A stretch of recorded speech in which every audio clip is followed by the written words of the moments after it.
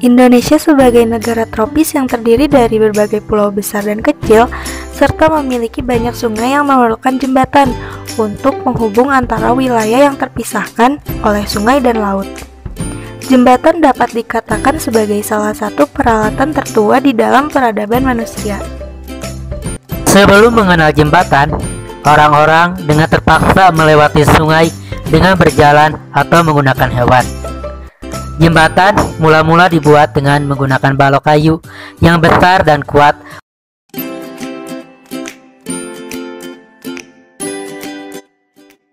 Jembatan merupakan struktur yang dibuat untuk menyeberangi jurang atau rintangan, seperti sungai, rel kereta api, ataupun jalan raya. Jembatan dibangun untuk penyeberangan jalan pejalan kaki, kendaraan, atau kereta api di atas halangan. Jembatan juga merupakan bagian dari infrastruktur transportasi darat yang sangat vital dalam aliran perjalanan atau bisa disebut traffic flows.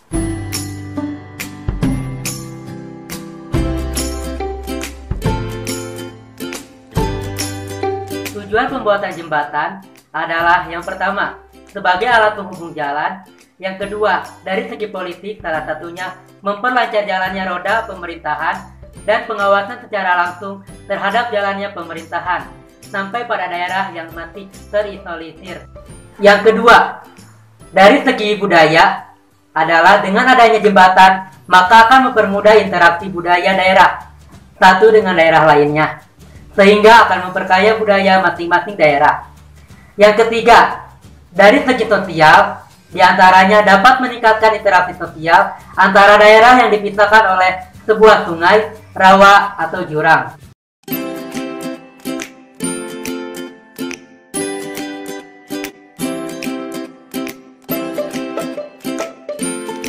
Manfaat pembuatan jembatan. Yang pertama, menghubungkan antara dua pulau. Yang kedua, bisa melewati sungai yang cukup lebar. Yang ketiga, mampu mempermudah alat transportasi. Yang keempat, mempercepat perjalanan dibandingkan naik perahu. Dan yang kelima, tidak membutuhkan biaya bagi yang menggunakannya.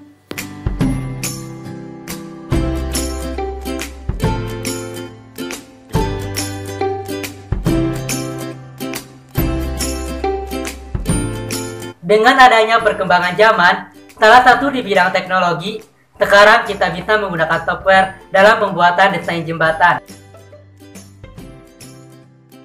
Salah satu softwarenya yaitu Bright Designer. Dalam aplikasi ini, kita sudah bisa mengetahui seberapa kuat jembatan tersebut menahan beban tersendiri dan beban yang lainnya. Selain itu, kita bisa mengetahui pula berapa rencana anggaran biaya pada desain tersebut. Selanjutnya, kita akan mendesain jembatan dengan kreativitas dan inovasi dari kita sendiri. Bentuk jembatannya adalah berbentuk diamond. Jembatan yang kami desain berbentuk diamond.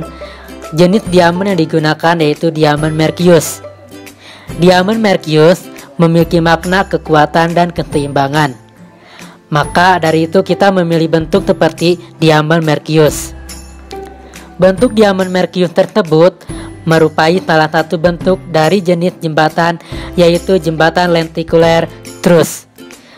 Jembatan lenticular truss sudah dibangun di beberapa negara seperti Amerika dan Cina. Menurut referensi dari internet, bentuk jembatan tersebut hingga saat ini belum dibangun di wilayah Indonesia. Jadi, bentuk jembatan tersebut bisa menjadi referensi untuk desain jembatan terbaru di Indonesia. Kita harus mengetahui kondisi wilayah tersebut, seperti lebar, tinggi, dan perilaku sungai, lapisan tanah sebagai pendukung jembatan, kondisi cuaca wilayah tersebut, dan lain-lain. Komponen jembatan ada abutmen, gelagar, ras baja, dan ikatan angin.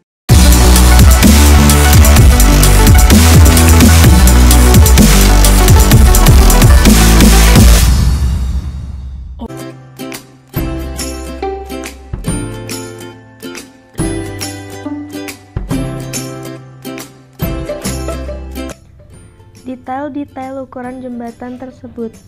Dari segi wilayah, yaitu ada lebar sungai awal 28 meter, tinggi sungai awal 8 meter, tinggi galian 17 meter kubik, kemiringannya itu 1:2. Dari segi struktur jembatannya itu ada bentang jembatan sepanjang 28 meter menggunakan abutmen standar, tebal dek materialnya itu sebesar 0,23 meter, dan loadingnya itu menggunakan standar sekitar 225 kN.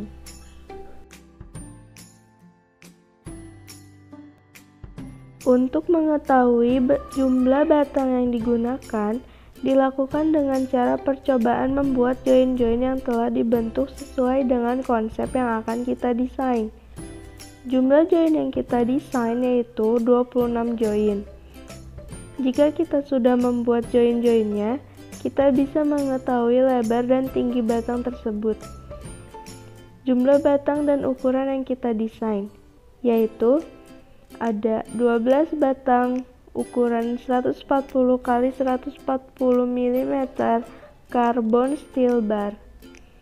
Ada 29 batang ukuran 140 x 140 x 7 mm karbon steel tube. Ada 4 batang ukuran 150 x 150 mm karbon steel bar, 3 batang ukuran 160 x 160 mm karbon steel bar, ada 1 batang ukuran 170 x 170 mm karbon steel bar, ada 3 batang ukuran 240 x 240 mm karbon steel bar, ada 4 batang ukuran 260 x 260 mm karbon steel bar, dan ada 2 batang ukuran 300 x 300 mm karbon steel bar. Test result. Dari tabel tersebut bahwa telah diketahui di mana jika kita telah memasang poin atau batang-batang yang kita bikin, nanti di tabel tersebut akan diketahui yang pertama material tipe yaitu seperti CS itu carbon steel. Terus selanjutnya cross section itu terdiri dari bar dan tube. Kalau bar itu seperti solid atau di batangnya itu ada isinya. Kalau tube itu seperti hollow itu lubang bajanya itu tidak ada isinya atau kosong. Selanjutnya dari tabel tersebut diketahui juga ukuran dari baja tersebut atau length panjang bajanya tersebut, dan cylinder atau slenderness bisa disebut juga kelangsingan.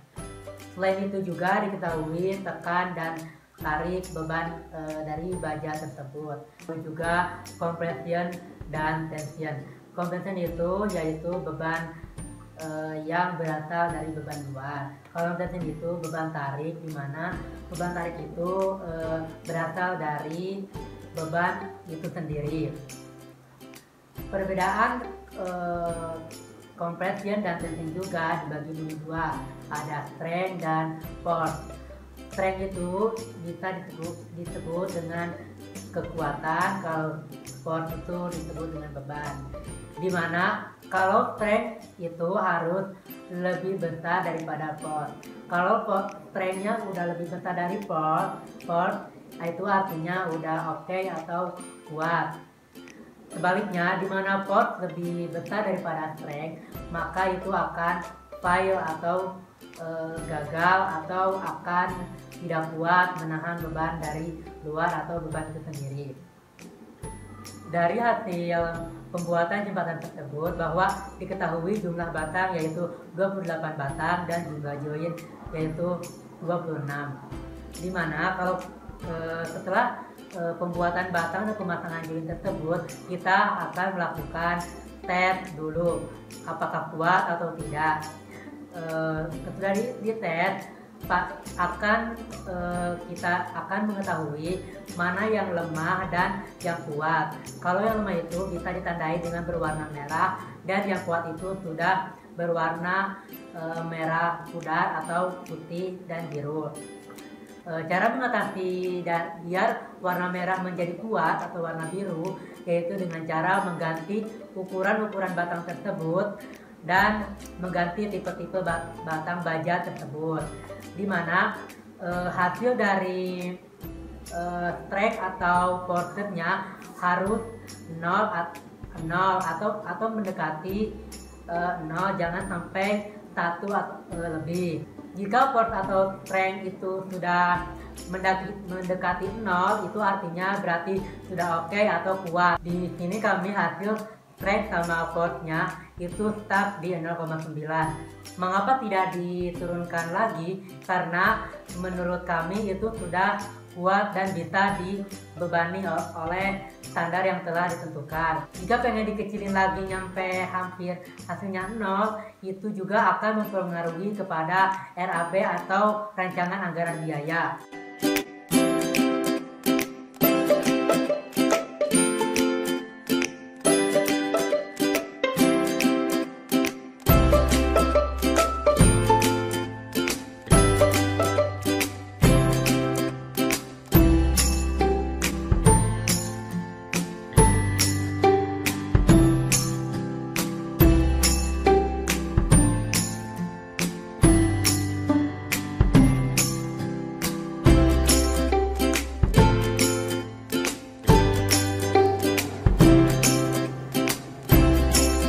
Pada software Bridge Designer ini, kita sudah bisa mengetahui berapa rencana anggaran biaya yang kita buat. Jembatan yang kita buat, total cost-nya itu sebesar 545.390,27 dolar Amerika Serikat. Dan jika dirupiahkan sekitar 7.310.305.750 rupiah. Sebesar tersebut terdiri dari material cost, connection cost, product cost, dan site cost. Jadi kesimpulannya adalah yang pertama, memberikan inovasi terbaru di negara Indonesia dengan desain jembatan lentikuler yang memiliki panjang 28 meter. Yang kedua, pemodelan dan pembebanan sangatlah berpengaruh terhadap benar atau tidaknya hasil perhitungan yang akan kita peroleh. Yang ketiga, perencanaan struktur jembatan tidak hanyalah meliputi aspek analisa strukturnya saja, melainkan juga aspek biaya atau RAB. Sehingga seorang perencana struktur diharapkan juga mempertimbangkan RAB dengan meminimalkan biaya dan waktu pelaksanaan serta mutu yang optimal. Saran, dalam perencanaan jembatan, hasil dari analisis Bridge Designer pada desain jembatan dapat dijadikan sebagai masukan dalam perencanaan jembatan bagi konsultan perencana. Masukan berupa komponen-komponen desain atau item-item pekerjaan yang mempunyai potensi penghematan yang perlu diperhatikan dalam perencanaan, yaitu yang mempunyai potensi